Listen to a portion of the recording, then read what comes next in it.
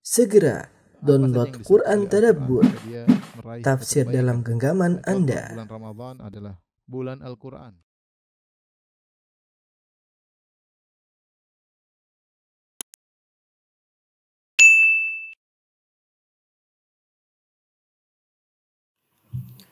Bismillahirrahmanirrahim. Assalamualaikum warahmatullahi wabarakatuh.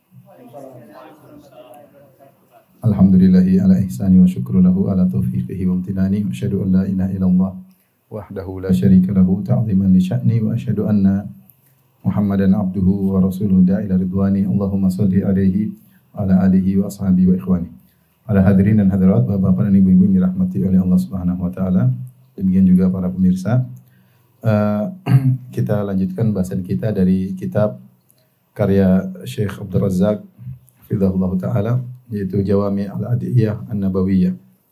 Itu doa-doa pilihan yang sifatnya adalah jami'ah, yaitu komprehensif, maknanya dalam, meskipun lafalnya sedikit namun maknanya dalam. Dan subhanallah, seluruh doa-doa yang dipilih oleh Syekh Abdul Razak hafizahullah ta'ala untuk beliau syarah dalam bukunya ini, semuanya doa-doa yang hendaknya kita hafalkan dan sering kita ucapkan dalam kehidupan kita sehari-hari, ya. Alhamdulillah buku ini sudah diterjemahkan dan sudah di layout dan insyaallah akan dicetak dan akan dibagi secara gratis namun terbatas, ya. Insyaallah bapak-bapak dan ibu yang hadir insyaallah mudah-mudahan dapat bagian insyaallah taala. Hadis berikutnya yaitu tentang doa agar kita diberikan kehidupan yang lebih baik.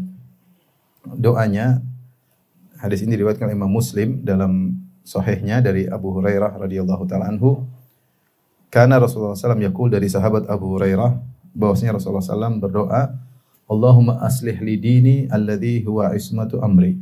Ya Allah, perbaikilah agamaku untukku yang agamaku merupakan pegangan urusanku. Itu penjaga urusanku. Wa aslih li dunyaya allati fiha ma'ashi. Perbaikilah duniaku yang situlah tempat kehidupanku. Wa aslih li akhirati allati fiha ma'adi. Dan perbaikilah akhiratku yang disitulah tempat kembaliku. Wa ja'alil hayata ziyadatan li fi kulli khair. Jadikanlah kehidupanku sebagai tambahan kebaikanku, sebagai tambahan bagiku dalam segala kebaikan. Wa ja'alil hayata ziyadatan li fi kulli khair. Jadilah kehidupanku sebagai tambahan untukku dalam segala kebaikan. Wa ja'alil mauta rahatan li min kulli syarr. Dan jadikanlah kematianku sebagai bentuk peristirahatan dari segala keburukan. Saya ulangi hadis doanya, Allahumma aslih li dini alladhi huwa ismatu amri. Ya Allah, perbaikilah agamaku yang merupakan pegangan urusanku. Wa aslih li dunyaya allati fiha ma'ashi. Perbaikilah duniaku yang situlah tempat tinggalku. Wa aslih li akhirati allati fiha ma'adi. Perbaikilah akhiratku yang situlah tempat kembaliku. Wa ja'alil hayata ziyadatan li fi kulli khair. Jadikanlah kehidupanku sebagai tambahan bagiku dalam segala kebaikan. Wa ja'alil mauta rahatan li min kulli syarr. Dan jadikanlah kematian adalah bentuk peristirahatan bagiku dari segala keburukan. Doa ini begitu agungnya sampai Al-Qurtubi rahimahullahu ta'ala dalam kitabnya Al-Mufhim, Abul Abbas Al-Qurtubi, beliau berkata, hadza du'aun azimun jama'a khairid daraini dunya wad din. Ini adalah doa yang agung yang mengumpulkan kebaikan dunia maupun kebaikan agama. Fa haqqun ala kulli sami'in lahu, maka hendaknya atau wajib bagi setiap orang yang telah mendengar doa ini an yahfadhahu, untuk menghafal doa ini. Wa yad'u bihi ana al-laili wa atrafin nahar. Wa yad'u bihi ana al-laili wa atrafan nahar. Hendaknya dia berdoa dengan doa ini di pagi hari dan di malam hari, di siang hari dan di malam hari, pagi, petang dan di malam hari. Wala 'alal insan yuwafiqu sa'ata ijabatin yahsulu ala khairid darain. Dan bisa jadi ketika dia berdoa, dia ngepasi waktu dikabulkannya doa, maka akhirnya dia akan mendapatkan kebaikan dunia dan akhirat. Ini pesan dari Al-Imam Al-Qurtubi rahimahullahu ta'ala dalam kitabnya Al-Mufhim. Seorang yang sudah mendengar hadis ini hendaknya menghafalkannya. Bapak-bapak sudah dengar tadi? Ibu-ibu sudah dengar? Berarti wajib untuk apa? Menghafalkannya. Jangan lupa, coba ikut. Allahumma aslih li. Allahumma aslih li dini alladzi huwa ismatu amri wa aslih li dunyaya allati fiha ma'ashi, yaitu yang pada dunia tersebut adalah tempat tinggalku. Wa aslih li akhirati, perbaikilah akhiratku, allati fiha ma'adi, padanya fiha ma'adi, tempat kembaliku, fiha ma'adi. Waj'alil hayata, jadikanlah hidupku, waj'alil hayata ziyadatan li fi kulli khair, jadikanlah kehidupanku tambahan bagiku dalam segala kebaikan. Waj'alil mauta rahatan li min kulli syarr, jadikanlah kematianku adalah bentuk peristirahatan bagiku dari segala keburukan. Nah, doa ini agung karena dia mencakup kebaikan dunia dan kebaikan akhirat. Tapi kita akan syarah doa ini, ya. Mudah-mudahan bisa dilihat di layar. Ya. Doanya, Allahumma aslih li, perbaiki. Aslih itu dari fiil, dari kata dasar solah. Solah itu kebaikan. Aslaha itu memperbaiki. Ketika kita mengatakan Allahumma aslih li, yaitu ya Allah perbaikilah untukku, itu luruskan dan tepatkan dan jadikan lebih baik. Karena kita selalu minta perbaikan dalam urusan dunia maupun urusan akhirat. Allahumma aslih li dini, agamaku, alladzi huwa ismatu amri, yaitu ya Allah perbaikilah untukku ya, agamaku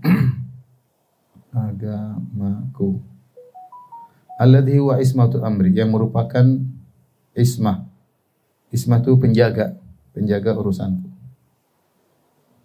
atau pegangan segala urusanku.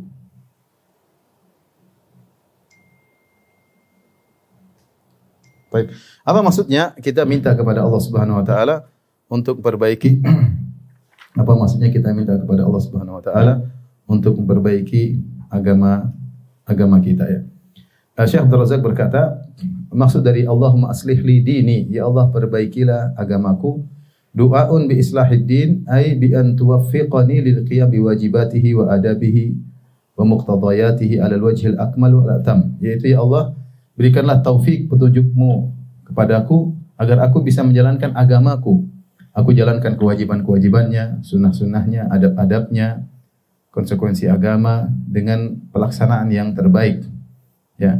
Wa dzalika bi an yuwaffiqallahu al-'abda litamassuki bil kitabi was sunnah wafqa hadis salafis salih min as-sahaba wa tabi'in wal a'immati salihin fi umuri al-i'tiqad wal ibadat wad da'wa ila Allah wal akhlaq wal adab was suluki wa bada'a bi salahiddin li annahu al-asas alladhi yubna alaihi ma ba'dahu. Kata Syekh Abdul Razak hafizahullah taala, kita minta agar Allah memberi taufik kepada kita untuk bisa menjalankan agama baik yang wajib, yang sunnah, adab-adabnya dengan cara yang terbaik. Caranya gimana? Yaitu Allah memberikan taufik kepada seorang hamba untuk berpegang dengan Al-Quran dan Sunnah, berpegang teguh Al-Quran dan Sunnah dengan pemahaman para salaf dari kalangan para sahabat, kalangan tabi'in dan kalangan para imam-imam yang salihin dalam segala urusan agama, dalam urusan akidah, dalam segala urusan ibadah, dalam urusan dakwah, dalam urusan akhlak, adab, ya, harus diberi petunjuk oleh Allah Subhanahu wa taala. Karena agama ini luas, ya. Kita ada masalah akidah.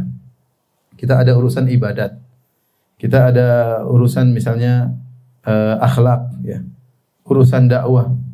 Nah, ini semua harus mendapat petunjuk dari Allah Subhanahu wa taala. Dan kita tahu yang benar adalah beribadah sesuai dengan pemahaman para salaf. Karena kalau kita keluar dari jalan salaf akan banyak penyimpangan-penyimpangan. Dan Rasulullah SAW sudah ingatkan, fa innahu may ya'ish minkum fasayara ikhtilafan katsira. Sungguhnya siapa yang hidup setelahku, maka dia akan melihat banyak perselisihan. Apa solusinya? Fa alaikum bisunnati wa sunnatil khulafa'ir rasyidin al-mahdiyyin min ba'di, 'addu 'alaiha bin nawajid. Kata Nabi sallallahu alaihi wasallam, maka berpegang teguhlah dengan sunnahku dan sunnah para sahabat, ya, yang telah mendapat petunjuk setelahku, itu khulafa'ir rasyidin. Gigitlah dengan erat-erat. Karena kalau kita tidak dapat petunjuk, kita akan berakidah dengan akidah yang sembarangan, ya. Sekarang orang bebas mengutarakan akidah tanpa dalil menjadi liar, mau berakidah inilah, mau berakidah itulah, berakidah terhadap batu, berakidah terhadap sungai, berakidah terhadap goa, berakidah terhadap macam-macam. Orang liar sekarang ketika seorang tidak diikat dengan Al-Quran dan Sunnah dan pemahaman para salaf, akhirnya akidahnya apa? Liar. Bahkan seorang bisa salah berakidah kalau hanya melihat Al-Quran dan tidak melihat apa? Sunnah. Atau hanya melihat lafal hadis, lafal Al-Quran tanpa memahami dengan pemahaman para salaf. Ya. Seperti contoh yang baru-baru kita jadi keributan di YouTube ketika ada seorang dai menafsirkan dari Qul huwallahu ahad, dia nafsirkan Qul, katakanlah huwallahu, dia adalah Allah ahad. Kalau kita kan Allah Maha Esa. Kemudian dia artikan ahad dengan Muhammad. Kata dia Allah adalah apa? Muhammad. Ini kesyirikan, kekufuran. Menyatakan Allah adalah Muhammad, kekufuran. Muhammad makhluk, Allah pencipta. Bagaimana dia mengatakan Allah adalah makhluk? Allah adalah Muhammad. Dai yang sama, kemudian juga saya dengar ceramahnya, ngeri. Dengan keliaran pemikirannya dia mengatakan makhluk, bahwasanya ruh bukan makhluk. Kata dia Allah berfirman, nafakhtu fihi min ruhi. Aku tiupkan ruhku. Ya, tiupkan ruhku. Kata dia, ruh itu bukan makhluk, tetapi manfuh yang ditiupkan. Dan ini ngeri. Seakan-akan ruh bukan apa? Makhluk. Keyakinan kita semua selain Allah adalah apa? Makhluk. Kita punya ruh. Kita ini makhluk bukan? Makhluk. Badan kita makhluk, ruh kita juga makhluk. Tidak ada ruh kita dari zat Tuhan, tidak ada. Ini contoh, dia berpegang teguh Al-Quran, tapi nafsirkannya ngawur. Jadi di sini kita sangat butuh bimbingan dari Allah Subhanahu Wa Taala. Tidak boleh sembarang berakidah, karena fatal.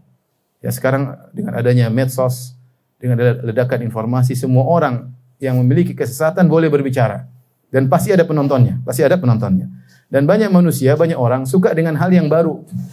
Ketika ada penyimpangan-penyimpangan dalam akidah, mereka senang mendengarkannya. Mau bicara ini, bicara anu. Akhirnya itu yang terjadi. Maka ketika kita berdoa kepada Allah, Allahumma aslih li dini. Ya Allah, perbaikilah agamaku. Itu perbaikilah apa? Akidahku. Kita ingin berakidah yang benar. Dan dalam berakidah pun kita ingin lebih ikhlas, ya. Lebih bertawakal kepada Allah. Jadi perkataan islah, perbaikan, itu menuju kepada yang lebih apa? Lebih baik. Mungkin akidah kita sudah baik, mungkin akhlak kita sudah baik, tapi kita ingin yang lebih apa? Lebih baik. Maka ketika kita berdoa dengan doa ini, Allahumma aslih dini. Allahumma aslih li dini. Allah perbaikilah apa? Agama. Jadi Allah, aku minta perbaikan yang berkesinambungan. Aku ingin akidahku, aku sudah belajar ya Allah, aku sudah belajar tentang ikhlas, belajar tentang sabar, belajar tentang tawakal, belajar tentang husnudzon kepada Allah, tapi sering aku lalaikan. Aku ternyata tidak sabar. Aku ternyata tidak ikhlas. Aku ternyata suudzon, berburuk sangka kepada Allah Subhanahu Wa Taala. Aku sering tidak bertawakal kepada Allah, tapi bertawakal kepada materi. Dan itu yang terjadi. Oleh karenanya seorang ketika berdoa, dia merengek-rengek minta kepada Allah. Ya Allah, berilah, perbaikilah agamaku. Agamaku itu masih banyak kekurangan, masih banyak ketimpangan, masih banyak kerusakan. Kita ingin diperbaiki agama kita oleh Allah. Ini urusan akidah. Belum lagi masalah ibadat. Kita ngerti bagaimana ibadah kita masih banyak kekurangan. Salat masih malas-malasan, ya. Kemudian salat tidak khusyuk, pikiran kemana-mana, ya. Banyak hal lah. Kita berzikir juga jarang. Tapi kalau baca medsos sering. Waktu kita habis untuk hal-hal yang tidak bermanfaat, ya. Banyak hal. Kita masih perlu perbaikan dalam ibadah kita. Ibadah buru-buru, tidak santai, belum bisa menikmati ibadah tersebut. Lihat Nabi SAW berkata kepada Bilal, ya Bilal, arihna bis salat.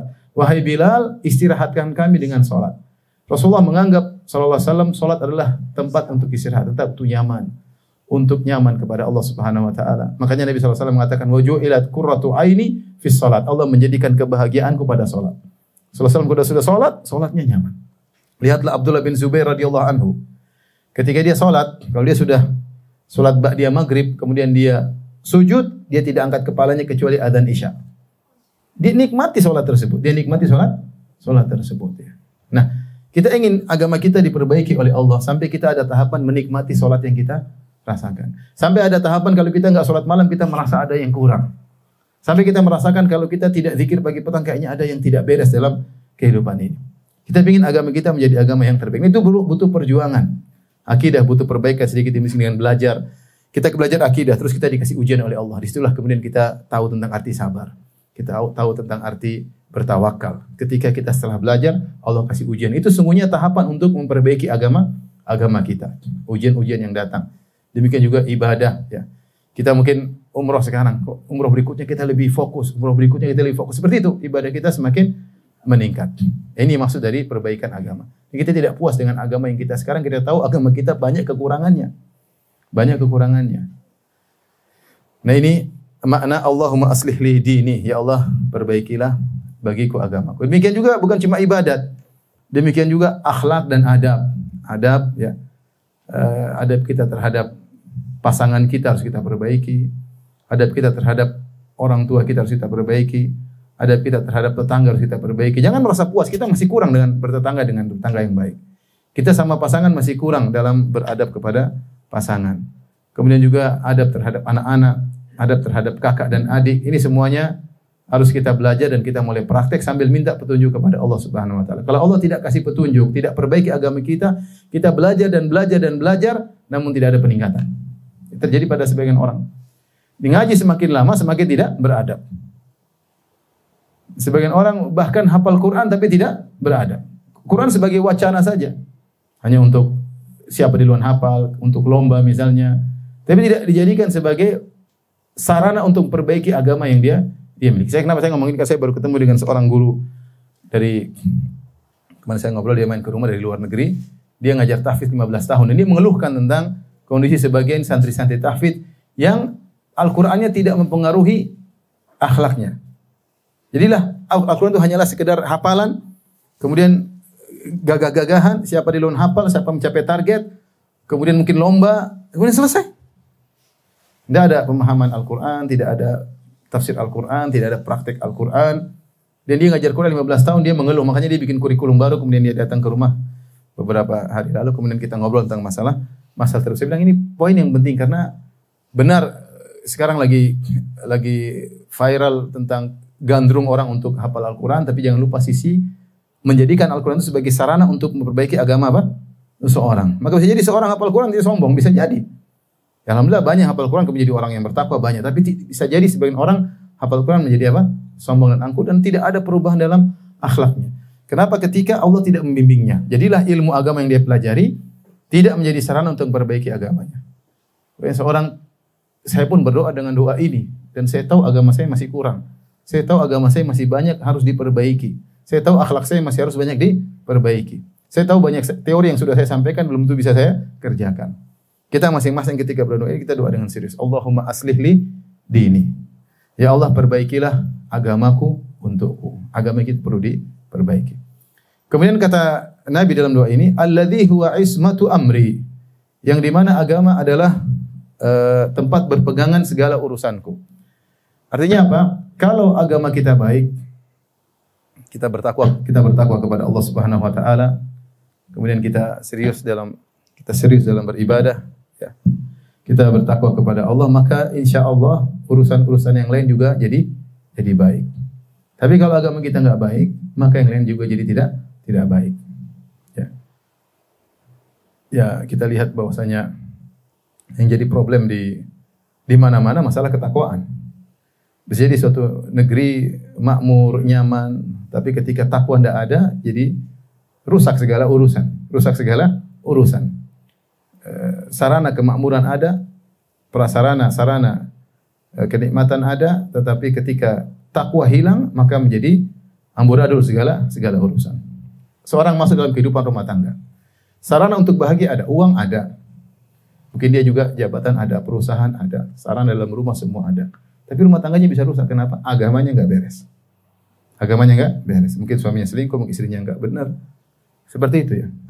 Jadi kita sadar bahwasanya agama adalah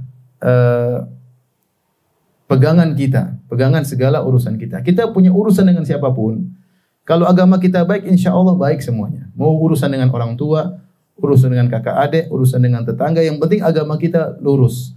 Kalau agama kita lurus, insya Allah akan membimbing kita dalam menjalani kehidupan kita. Tapi yang benar, agama kita harus kita benarin dulu.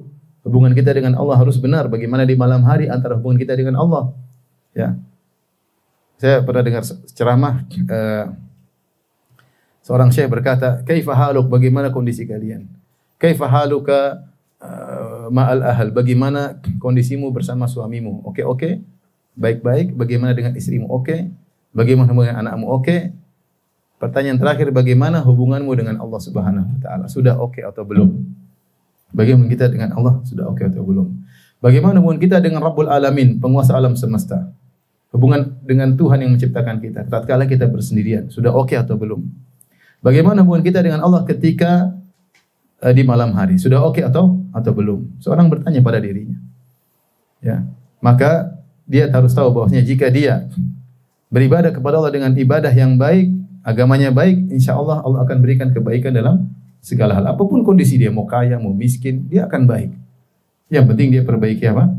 Agamanya dan beragama yang benar, berakidah yang benar, berakhlak yang benar, beribadah yang benar. Setelah itu, doa berikutnya untuk minta perbaikan dalam urusan dunia. Wa aslih li dunyaya wa aslih li wa aslih li dunyaya allati fiha ma'ashi. Ya Allah, perbaikilah untukku duniaku yang pada dunia tersebut itulah tempat kehidupanku. Ini adalah doa yang aslinya realistis, bahwasanya kita sedang di dunia, kita bukan sedang di akhirat. Kita bukan sedang di alam barzah dan kita bukan di hari kiamat. Kita sedang berada di kehidupan dunia yang harus kita jalani. Maka seorang minta, dia butuh makan, dia butuh minum, dia butuh kerjaan, dia butuh interaksi dengan istrinya, dia butuh mengurusi anak-anaknya, dia butuh berbakti kepada orang tuanya, dia butuh pekerjaan, dia butuh beraktivitas dengan majikannya atau dengan anak buahnya. Ini semua urusan dunia. Maka itu semua juga butuh petunjuk. Bagaimana menjalani kehidupan dunia dengan baik, bagaimana bisa mengurus pekerjaan dengan baik, ya. Maka agar kita bisa makan dengan makan yang halal, misalnya harta. Ya Allah, berilah petunjuk kepadaku dalam urusan hartaku, yaitu berilah petunjuk kepadaku agar aku bisa mendapatkan harta yang halal. Tidak semua orang bisa mendapatkan harta yang halal. Setelah itu berilah petunjuk kepadaku dalam menggunakan harta ini agar aku bisa menggunakannya dengan penggunaan yang tepat. Berilah petunjuk kepadaku dalam membimbing anak istriku, ya, misalnya. Ini semua adalah perkara dunia. Nah, kalau kita tidak diberi petunjuk oleh Allah, maka akan terjadi kekacauan. Makanya kita selain minta diperbaiki agama, kita juga minta diperbaiki apa? Dunia. Ya. Tidak mengapa seorang perhatian sama dunia. Ya, minta rezeki kepada Allah Subhanahu Wa Taala, boleh. Kita tiap hari juga kita berdoa warzuqni, kan? Ya, warzuqni, kita minta doa. Ya. Rabbi ghfirli warhamni wajburni warfa'ni warzuqni wahdini wa'anni. Allah minas'aluka ilman thayyiban, ya. Wa rizqan, Allahumma inni as'aluka ilman nafi'an wa rizqan thayyiban wa amalan mutaqabbala. Kita berdoa tiap pagi disunahkan, minta rezeki yang halal. Itu diantara makna dari wa aslih li dini. Perbaikilah, aslih li dunia, ya, perbaikilah urusan duniaku. Urusan dunia kita banyak, ya. Dalam kehidupan ini, saya punya urusan dunia. Urusan dunia apa? Urusan dunia misalnya kerja sebagai apa? Kerja sebagai pembimbing misalnya, atau urusan dunia yang lain seperti ngurusin anak, ngurusin istri. Tidak mudah ngurus itu semua, ya. Anak berapa, ngurus anak satu tidak mudah, apalagi ngurus anak lebih dari satu. Ya, ngurus keluarga juga butuh energi, butuh pemikiran, butuh bimbingan. Ngurus pekerjaan, ya, urusan yang ruwet, masalah keuangan dan yang lain. Urusin kantor, ya, harus di kantor ada anak buah misalnya 5 orang, 6 orang sudah pusing, apalagi anak buahnya ada 1000 orang. Gimana enggak? Ini semua butuh bimbingan. Agar kita bisa menjalani kehidupan dunia dengan baik, yang dunia tersebut tidak menghalangi kita dari akhirat. Maka kita berdoa kepada Allah, wa aslih li dunyaya allati fiha ma'ashi. Ya Allah, perbaikilah duniaku yang disitulah tempat kehidupanku. Kita dapat di sebagian orang, zahirnya agamanya baik, dia rajin ke masjid, tapi subhanallah lihat dunianya dia kacau. Mungkin dia tidak dapat bimbingan dalam urusan apa? Dunia. Mungkin entah rumah tangganya bermasalah, anaknya bermasalah, pekerjaannya bermasalah. Maka kita butuh bimbingan dari Allah dalam kedua-duanya. Dalam agama kita butuh bimbingan, dalam dunia juga kita butuh bimbingan. Kemudian berikutnya, wa aslih li akhirati allati fiha ma'adi. Ya Allah, perbaikilah akhiratku, ya, yang di situ tempat kembaliku. Maksudnya kata Syekh Abdul Razak, rahimahullah hafizahullah taala, du'aun bi islahil akhirah wa islahuha bil lutfi min Allah wat taufiqi minhu lil ikhlas fi ta'ah wa husnil khatimah wal fawzi bin na'imil muqim fil jannah. Minta perbaikan akhirat maksudnya yaitu minta kelembutan dari Allah dan kasih sayangnya dan bimbingan dari Allah agar kita senantiasa ikhlas dalam ketaatan sehingga kita mendapatkan husnul khatimah, yaitu kesudahan yang baik dan akhirnya kita mendapatkan kemenangan dengan meraih kenikmatan yang abadi di surga. Seakan-akan kalau kita mengatakan ya Allah perbaikilah akhiratku, yaitu ya Allah anugerahkan kepadaku husnul khatimah. Kenapa? Karena husnul khatimah ini seakan-akan adalah kesimpulan dari kegiatan kita selama di dunia. Kita ini sekarang ngaji, mungkin dakwah, mungkin umrah, mungkin kita nggak tahu bagaimana kesudahan kita. Tapi kesudahan seorang itu adalah tanda dari kesimpulan kehidupannya selama ini. Itulah kesimpulan dia. Bagaimana kematian dia? Mati dalam kondisi bodoh dan bermaksiat, berarti kesimpulan dia kurang baik selama ini. Bisa jadi ibadahnya nggak ikhlas, bisa jadi dia hanya riya, bisa jadi dia hanya pamer-pameran. Dia nggak tahu. Bisa jadi ada suatu hal di dalam kehidupannya, ternyata dia punya hati yang buruk, pendendam, sombong. Kelihatannya dia ibadah, tapi ternyata sombong. Makanya dalam hadis Rasulullah SAW menyebutkan tentang nasib buruk seseorang yang kata Nabi SAW, inna ahadakum la ya'malu bi amali ahlil jannah. Sungguh salah seorang dari kalian melakukan perbuatan ahli surga, itu suka beribadah. Hatta ma yakunu bainaha wa bainahu illa dhira, sehingga jarak dia dengan surga tinggal satu hasta, ya. Kemudian fayasbiqu alaihi alkitab fayamalu bi amali ahli nar fayadkhuluha. Kemudian dia sudah ditakdirkan masuk neraka, maka di penghujung kehidupannya dia beramal dengan amal penghuni neraka, itu bermaksiat. Kemudian dia mati, kemudian dia masuk apa? Neraka jahanam. Dalam riwayat yang lain kata Rasulullah SAW, inna ahadakum la ya'malu bi amali ahli jannah fima yabdu lin nas wa huwa min ahli nar. Sungguh salah seorang dari kalian melakukan amalan-amalan penghuni surga, yaitu beramal soleh menurut yang tampak bagi manusia, tapi hatinya bermasalah. Ternyata dia penghuni neraka jahanam. Oleh karena Ibnu Rajab alhamdulillah rahimahullah ketika mensyarah hadis ini mengatakan masalah hati ini sangat penting. Ada penyakit yang tersembunyi di hati, entah kesombongan, entah riya, entah ujub. Ini penghujungnya akan keluar di penghujung hayatnya, mengantarkan dia kepada su'ul khatimah. Dan sebaliknya kita dapati sebagian orang mungkin dia kelihatan nakal, tapi ada kebaikan dalam hatinya. Dia ternyata ikhlas, dia ternyata tulus, dia ternyata tidak sombong. Di akhir hayatnya kebaikan hatinya ini berbuah, membuat dia tergiring kepada husnul khatimah. Ya. Saya pernah kenal seorang kerabat. Dia malah sholat, tapi subhanallah dia baik, sangat suka bersilaturahmi, bahkan dia membantu orang, keluarganya dia bantu, dia kirim uang kepada keluarganya.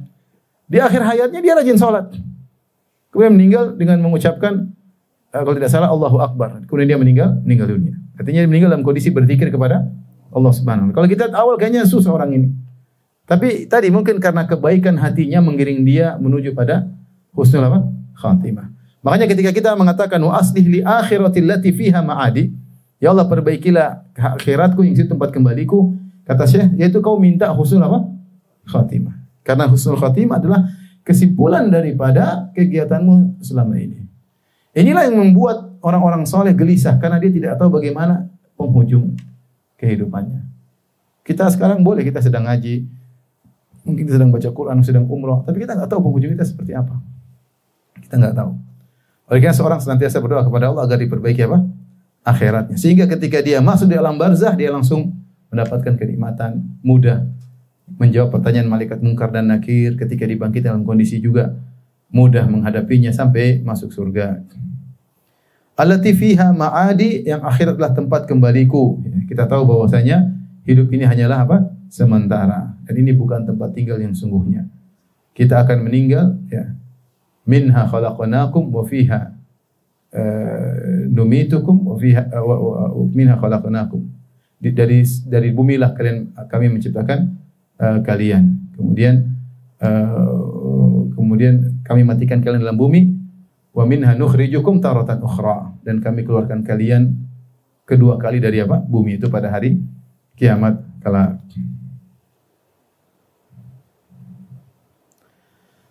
Taib, doa berikutnya, waj'alil hayata ziyadatan li fi kulli khair. Ya Allah, jadikanlah kehidupanku ini adalah tambahan bagiku dalam segala kebaikan. Kita ingin kehidupan kita kehidupan yang baik, dan setiap detik yang kita lewati menambah kebaikan bagi kita. Karena Nabi SAW mengatakan, khairukum man tala umruhu wa hasuna amaluhu. Sebaik-baik kalian adalah orang yang panjang umurnya dan baik amalnya. Karena semakin panjang umur, semakin banyak dia bisa beramal. Wa syarrukum, dan seburuk-buruk kalian, man tala umruhu wa qabuha amaluhu. Yang panjang umurnya dan buruk amalnya. Ternyata kenapa? Umurnya bertambah, semakin menambah dosa-dosanya. Yang satunya umurnya bertambah, semakin nambah pahalanya. Makanya dalam hadis yang sahih atau hasan, ketika kisah ada dua orang datang berhijrah ke kota Madinah, kemudian sama-sama baru masuk Islam, sama-sama beribadah, kemudian satunya berjihad, meninggal dalam jihad tersebut, satunya tidak meninggal, kemudian dia masih hidup sampai tahun berikutnya, baru kemudian dia meninggal dunia. Tersebutlah seorang sahabat mimpi, dalam mimpinya bertemu dengan dua orang tersebut. Sahabat ini ingin masuk surga. Dia tiba-tiba dalam mimpinya di hadapan pintu surga. Kemudian penjaga surga mengatakan, belum saatnya kau masuk surga. Maka dia melihat orang yang terakhir meninggal, ya, duluan masuk surga. Setelah itu baru orang yang mati syahid, belakangan masuk apa? Surga. Sahabat yang mimpi ini dia merasa heran. Kenapa yang mati syahid kok belakangan masuk surga? Kemudian yang mati belakangan, yang wafat belakangan justru duluan masuk apa? Surga. Maka dia tanya kepada Nabi SAW. Dan sebelumnya dia cerita kepada para sahabat yang lain, jadi heboh karena orang-orang kenal dua orang ini. Akhirnya mereka pun bertanya kepada Nabi SAW tentang perihal dua orang ini. Maka Nabi SAW mengatakan, yang makna hadis, saya lupa makna lafalnya, tapi makna hadisnya, karena Rasulullah SAW mengatakan, alaisa qad mata ba'dahu sanah, bukankah ini masih diberi kehidupan setahun setelah temannya yang pertama? Alaisa qad shalla wa shama wa adraka Ramadan. Bukankah dia hidup setahun, dia masih ketemu bulan Ramadan, dia masih salat, berapa salat sujud yang dia salati, berapa hari yang dia puasai, bukankah dia Ramadan? Artinya orang ini selama setahun ternyata dia beramal soleh yang apa? Yang banyak. Sehingga surganya lebih tinggi dan dia lebih dahuluan masuk surga meskipun dia mati belakangan. Padahal temannya pertama juga melakukan amal ibadah luar biasa. Mati apa? Mati syahid. Tapi ketika dia mengoptimalkan umurnya setahun dengan ibadah yang luar biasa, maka dia lebih duluan masuk surga. Ini yang kita maksud, ingin mendapatkan kehidupan yang lebih baik. Nah, kita evaluasi diri, ibu-ibu dan bapak yang dirahmati Allah Subhanahu wa taala. Saya ini sekarang umur sudah berapa? Maksudnya ibu-ibu tanya sendiri, jangan saya. Saya sudah 43, bapak ada yang mungkin sudah 50, ibu-ibu ada yang sudah 50 atau menjelang 50 ya. Taib, bagaimana kehidupan saya? Semakin baik atau tidak? Coba evaluasi. Takwa saya lebih baik enggak? Saya lebih khusyuk enggak salat saya? Coba, atau saya lebih malas ya. Saya ngaji, bahkan jadi panitia pengajian, coba evaluasi, saya lebih bertakwa enggak? Saya lebih husnudzon kepada Allah enggak? Saya lebih bertakwa. Hidup inilah kehidupan seperti ini. Nah, kalau kita merasa ada perbaikan, alhamdulillah, kita muji Allah Subhanahu wa taala. Berarti umur yang Allah berikan tambahan kepada saya adalah tambahan kebaikan bagi saya. Bagaimana sikap saya terhadap orang tua, semakin baik enggak? Bagaimana sikap saya terhadap istri, semakin baik enggak? Bagaimana perhatian saya terhadap anak-anak, semakin baik enggak? Bagaimana perhatian saya terhadap pada suami, semakin taat enggak? Kita evaluasi. Kalau ternyata ada kebaikan, berarti kehidupan kita ini memang insya Allah diberkahi karena bertambah apa? Kebaikan. Saya tambah pelit atau tidak? Direnungkan. Kita perlu evaluasi. Kalau ternyata bertambah umur, saya semakin pelit, saya semakin masih ibadah, semakin tidak khusyuk, semakin ini berarti kita harus perbaiki diri kita. Makanya kita serius, kita berdoa, waj'alil hayata ziyadatan li fi kulli khairin. Ya Allah, jadikanlah kehidupanku sebagai tambahanku dalam segala kebaikan. Bertambah baik dalam bermuamalah, bertambah baik dalam ibadah, bertambah baik dalam kekhusyuan, bertambah baik dalam baca Al-Quran. Bukan semakin hari kita semakin sibuk, Al-Quran kita tinggalkan, tidak ngurus anak-anak, tawa ke TV melulu, jarang zikir pagi petang. Nah, ini bagaimana? Tambah umur kita tidak tambah lebih baik. Semakin banyak maksiat, ini bahaya. Kemudian doa penutup, waj'alil mauta rahatan li min kulli syarr. Ya Allah, jadikanlah kematianku sebagai bentuk peristirahatanku dari segala keburukan. Baik ya. Waj'alil mauta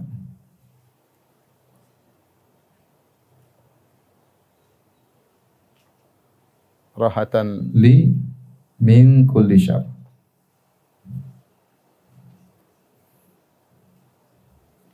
Jadikanlah kematianku, jadikanlah kematian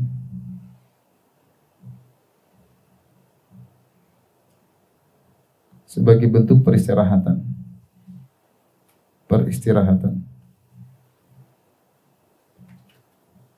Bagiku dari seluruh keburukan.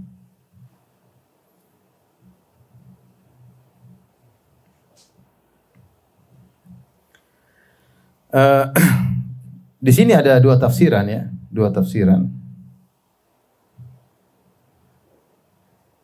Ya, pertama, jika aku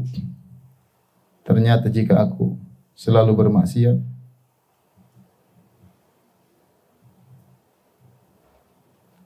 jadikanlah kematianku sebagai bentuk berhenti dari maksiat tersebut.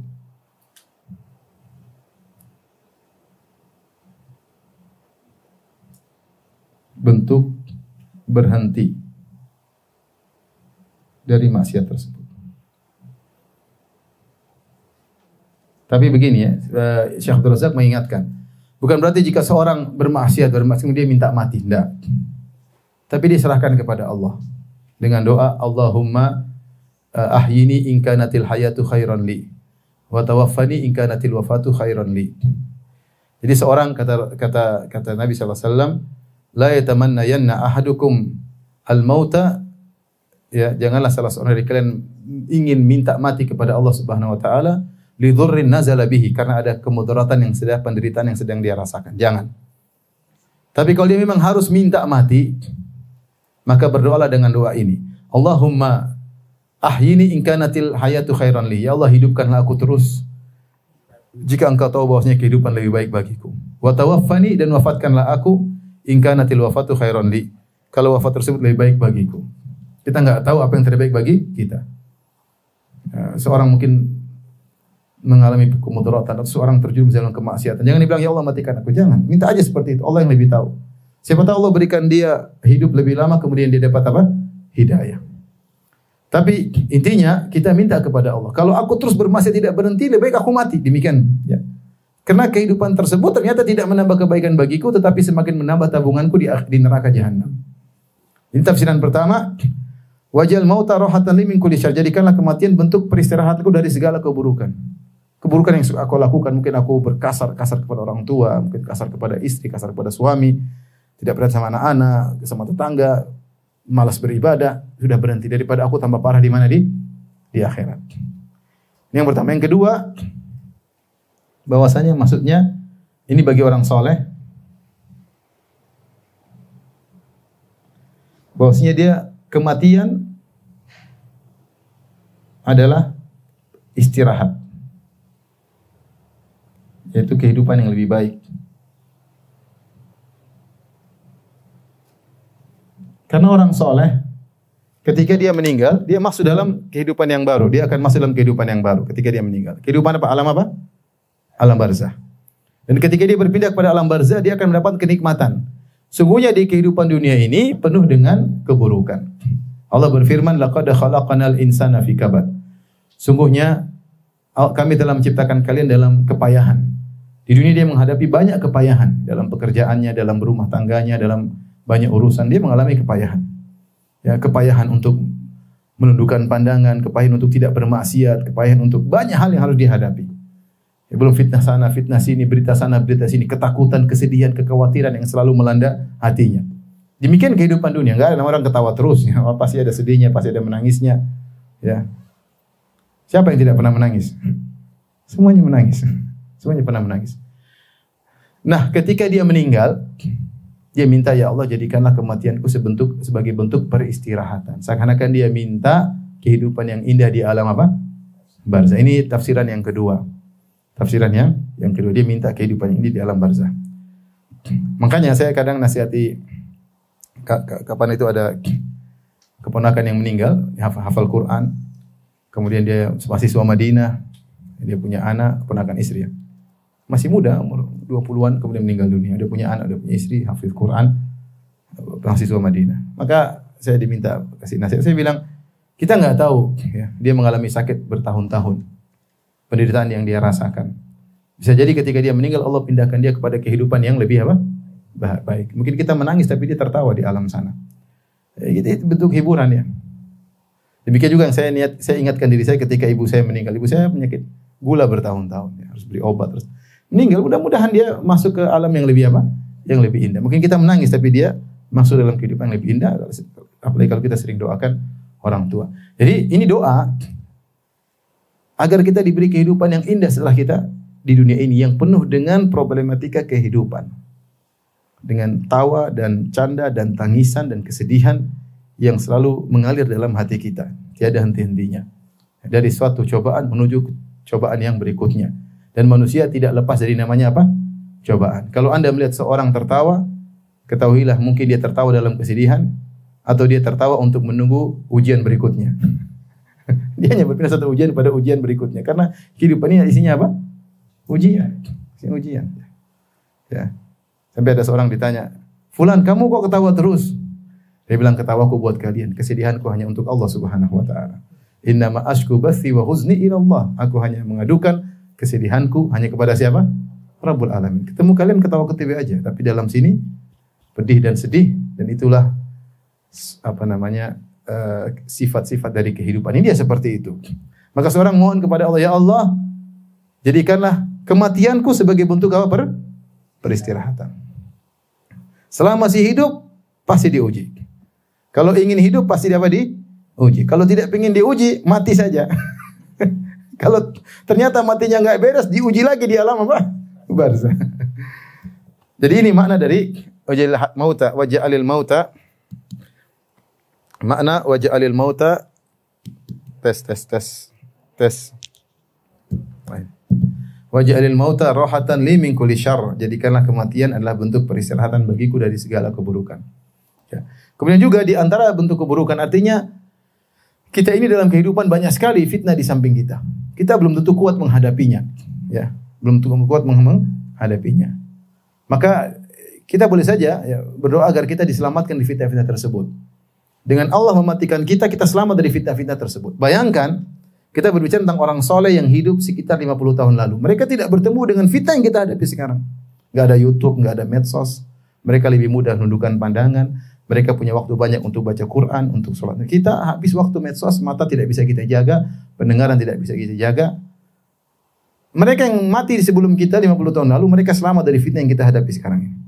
Kita sekarang berhadapan dengan fitnah. Maka dalam satu riwayat ketika tapi riwayatnya kalau tidak salah lemah, Rasulullah SAW berbicara dengan Ahlul Baqi, yaitu artinya makna perkataan Nabi kepada mereka, kalian selamat, kalian meninggal di saat fitnah-fitnah belum apa muncul. Jadi kita hidup ini banyak fitnah. Nah kalau kita mati kita selamat dari fitnah itu semua. Ya. Saya kadang subhanallah saya pernah lihat ya, artinya saya bersyukur Allah kasih saya pandangan mata. Tapi sekarang saya lihat ada orang tidak bisa melihat, subhanallah dia selamat dari banyak apa? Fitnah. Dia tidak melihat macam-macam.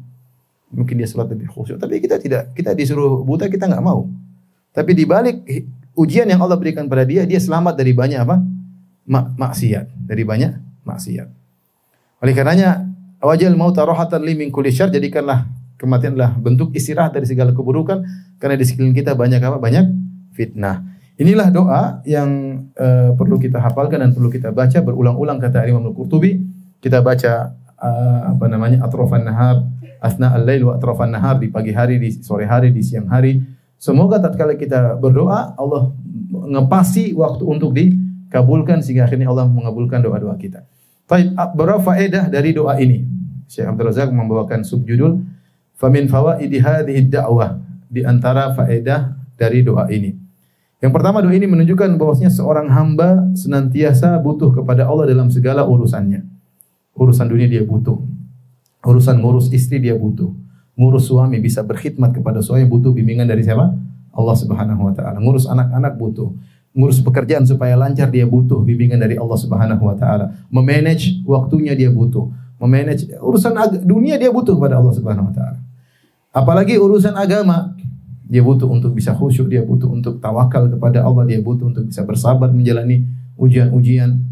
Sehingga dalam segala urusan dia selalu bergantung kepada siapa? Kepada Allah Subhanahu wa taala. Allah berfirman, Ya ayuhan nas antumul fuqara'u ila Allah wallahu huwal ghaniyul hamid. Wahai manusia sekalian, kalian itu fakir, selalu butuh kepada Allah dalam segala hal. Kalian fakir. Manusia itu fakir secara zatnya. Dia fakir secara zatnya. Dia tidak selalu bergantung kepada Allah dalam segala urusan. Zat dia dari tidak ada menjadi ada, dia butuh Allah Subhanahu wa taala. Untuk mempertahankan hidupnya dia butuh Allah Subhanahu wa taala. Untuk bisa menjalankan kehidupannya dia butuh Allah. Dia butuh bumi dari Allah, udara dari Allah. Untuk bisa menjalankan kehidupannya dengan baik juga butuh kepada Allah. Oleh karenanya dia fakir kepada Allah secara zat. Zatnya senantiasa butuh kepada Allah. Dan semakin seorang hamba menunjukkan kefakirannya di hadapan Allah, dia semakin tinggi di sisi Allah Subhanahu wa taala. Kemudian yang kedua di antara faedah, anad-din muqaddamun ala ghairihi.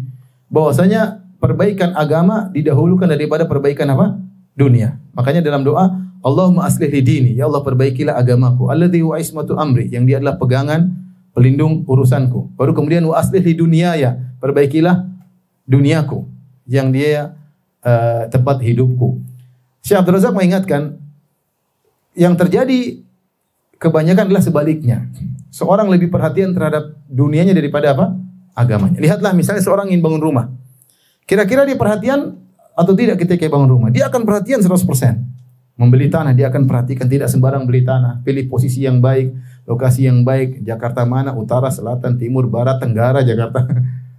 Dia harus milih posisi yang baik. Yang sesuai dengan pekerjaannya, yang mudah dia mencapai kantornya. Dia pikirkan dengan baik. Dia perhatian harganya pas atau tidak. Kemudian untuk bangun rumah dia akan pilih arsitek yang terbaik, ya, developer yang terbaik untuk bisa bangun rumahnya. Kemudian dia awasi rumahnya, bangunnya dengan baik. Ada perbaikan, ada kekurangan dia perbaiki. Ini urusan rumah. Dia perhatian luar biasa. Demikian juga ketika dia membeli mobil, dia akan perhatian. Untuknya ketika dia investasi, dia akan milih perusahaan yang tepat. Dia tidak sembarang meletakkan uangnya. Demikianlah kehidupan manusia. Untuk urusan dunia dia perhatian. Itu salah, itu tidak salah, itu baik. Yang jadi masalah ketika urusan agama dia tidak perhatian. Dia mau umrah sekedarnya, mau haji sekedarnya, mau sholat yang penting dia tidak perhatikan tentang rukun-rukunnya, sunnah-sunnahnya agar dia bisa khusyuk. Dia tidak peduli, yang penting dia agama sekedarnya. Itu jadi masalah. Ya, agama sekedarnya. Padahal perhatian terhadap perbaikan agama lebih utama daripada perbaikan terhadap apa? Dunia. Dunia kita jalani. Kalaulah kita salah dalam perbaikan dunia, kita mati setelah itu. Yang penting adalah agama kita karena terkait dengan akhirat kita. Jadi jangan sampai kita kebalik, kita begitu perhatian terhadap dunia dengan selak-beluknya, dengan perhatian secara detail, tapi ketika urusan agama kita tidak perhatian. Tidak perhatian akidah kita, tidak perhatian ibadah kita. Ini adalah kesalahan. Seorang kalau sudah agama serius ya. Sebagaimana seorang ketika membangun perusahaannya dia serius, ketika dia ingin menyiapkan hartanya untuk wakaf dia serius. Serius. Sahabat dulu serius ketika ingin apa? Ingin wakaf. Sahabat dahulu serius ketika ingin wakaf. Cari hartanya yang terbaik, tanya kepada Nabi, musyawarah apa yang terbaik. Dipikir, artinya dibahas. Ya, untuk urusan agama kita serius. Ngurus anak-anak kita harus serius. Anak saya sekolah di mana? Siapa gurunya, pembimbingnya? Merojaah Quran, kita tanya bolak-balik, kita serius perhatikan agama anak kita. Jangan yang serius memperhatikan bagaimana dia makan, kemudian kepentingan dunianya, kepentingan akhiratnya juga harus kita lebih serius daripada kepentingan dunianya. Jangan sampai kebalik. Kemudian di antara faedah doa ini, ya, bahwasanya tidak mengapa seorang perhatian sama dunia. Buktinya kita berdoa, ya Allah perbaiki duniaku. Berarti kita boleh perhatian sama dunia enggak? Boleh. Yang tidak boleh adalah melebihi perhatian terhadap agama. Sebagaimana kita singgung. Makanya di antara doa Nabi SAW, wala taj'alid dunya akbaru hammi. Ya. Ya Allah, jangan kau jadikan dunia perhatianku yang terbesar. Artinya apa? Silakan kau perhatian sama dunia, tapi jangan sampai kau membelakangkan agama. Perhatian agama kurang. Perhatian sama dunia boleh, tapi perhatian terhadap agama, terhadap akhirat harus lebih besar. Karena kita ini menuju semakin menjauh dari dunia, semakin jauh kita semakin meninggal, akhirnya kita meninggalkan dunia, dan kita semakin menuju kepada akhirat. Makanya Ali bin Abi Thalib mengatakan, ya, bahwasanya dunia semakin berjalan, akhirat juga semakin berjalan. Ya, tetapi dunia semakin menjauh, akhirat semakin apa? mendekat. Wa likulli wahidatin minhuma banun, dan masing-masing ada pengikutnya. Fakunu min abna'id al-akhirah wa la takun min abidun. Jadilah kau pengikut akhirat dan jangan kau menjadi pengikut dunia. Al-yauma amalun bila hisab. Hari ini kita bisa beramal, tidak ada yang menghisab. Qadan hisabun bila amal. Di akhirat kelak cuma ada hisab, tidak ada amal. Kemudian ada salaf yang mengomentari, maka sungguh buruk orang yang semangat untuk menuju pada dunia yang akan dia tinggalkan, tapi dia lalai dari akhirat yang semakin datang kepadanya. Salah kalau demikian. Kita harus perhatian terhadap yang akan datang kepada kita, yang akan kita tempati selama-lamanya abadi. Itu akhirat kita. Dunia perlu kita perhatikan, karena dunia harus kita lewati sebelum menuju akhirat. Tapi jangan sampai perhatian terhadap dunia lebih daripada perhatian terhadap akhirat.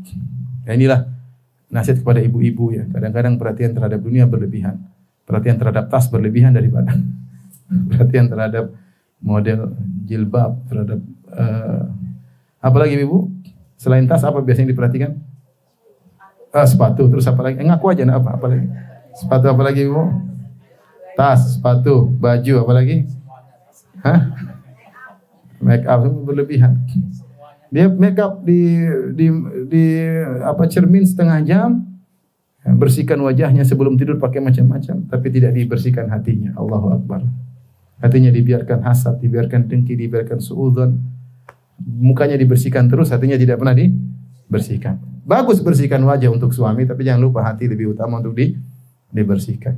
Jadi tidak mengapa perhatian sama dunia, tapi jangan sampai melampaui perhatian terhadap agama.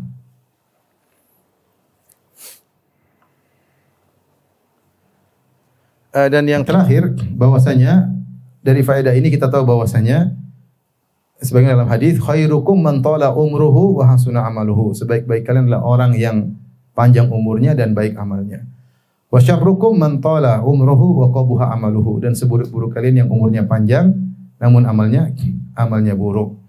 Maka seorang berusaha dalam kehidupannya, dia semakin bermakna kehidupannya, semakin bermanfaat. Evaluasi, jangan lupa. Evaluasi itu kalau bahasa kita yaitu muhasabah. Kita evaluasi diri kita. Kita bagaimana tahun ini, tahun depan, bagaimana kondisi keimanan kita, bagaimana ketakwaan kita, bagaimana ketaatan kita kepada suami, bagaimana perhatian terhadap anak istri. Harus diperhatikan bagaimana bakti kita sama orang tua, bagaimana bacaan Quran kita setiap bulannya bertambah atau kurang, bagaimana zikir pagi petang kita, bagaimana sholat malam kita. Dia evaluasi. Semakin baikkah kehidupanku dengan bertambah umurku, atau semakin jauh ke aku dari Allah Subhanahu wa taala. Jika ternyata semakin jauh, hendaknya dia segera bertobat dan segera perbaiki diri. Karena orang yang terbaik adalah yang panjang umurnya dan baik amalnya. Wallahu alam bisawab. Inilah doa yang semoga kita hafalkan ya. Coba ulangi, Allahumma aslih li dini alladhi huwa ismatu amri wa aslih li dunyaya allati fiha ma'ashi wa aslih li akhirati allati fiha ma'adi waj'alil hayata ziyadatan li fi kulli khair waj'alil mauta rahatan li min kulli syarr. Amin ya rabbal alamin. Baik, demikian wabillahi taufiq wal hidayah. Assalamualaikum warahmatullahi wabarakatuh. Subhanallah.